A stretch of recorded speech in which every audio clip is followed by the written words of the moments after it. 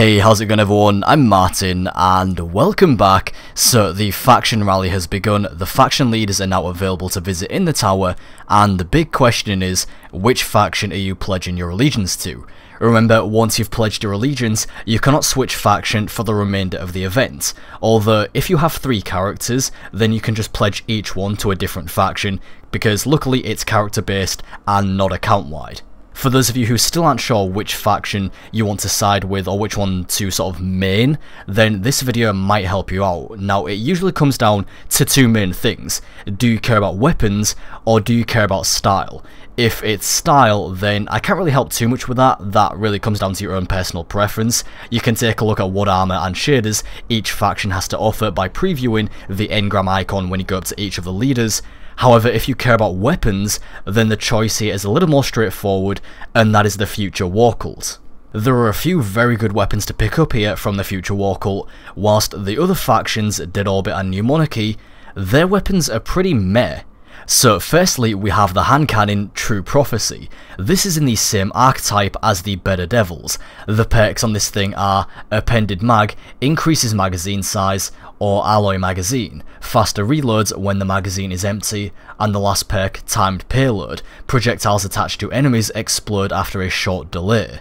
This last perk is essentially explosive rounds, except there's a second delay on the explosion.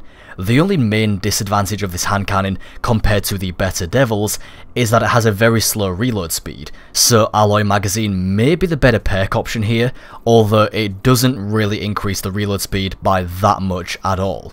But otherwise, this is a nice weapon to consider. Next up here is a pretty nasty scout rifle, Pleiades Corrector. Here we have a choice of either high caliber rounds for staggering enemies, or flared magwell slightly increases stability, greatly increases reload speed, but really we don't care about flared magwell here because we have high caliber rounds. And the final perk is Rampage. Kills with this weapon temporarily grant increased damage, stacks 3 times.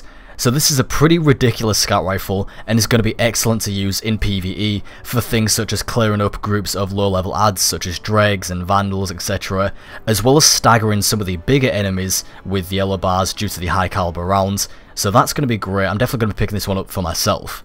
Then lastly, for Future War Cult, we have the pulse rifle, Heart of Time. Now, this weapon will only become available at the end of the event and costs 50,000 glimmer, but if the Future War Cult win the event at the end, then everyone aligned with them will receive a discount on this weapon, allowing you to purchase it for 1,000 glimmer, and the same applies to all the other unique weapons that each faction has to offer.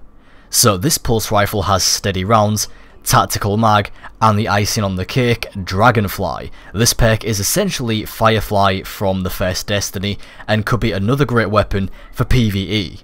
So if you're someone who likes using pulse rifles in PvE, definitely keep an eye on this weapon. Like I said, the other faction weapons are pretty meh.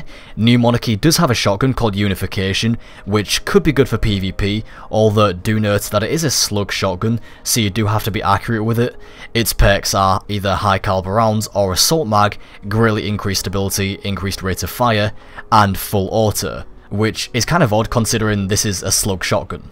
The sidearm they have to offer if they win might also be interesting because it does have high caliber rounds and full auto, so just another thing to keep an eye on just in case.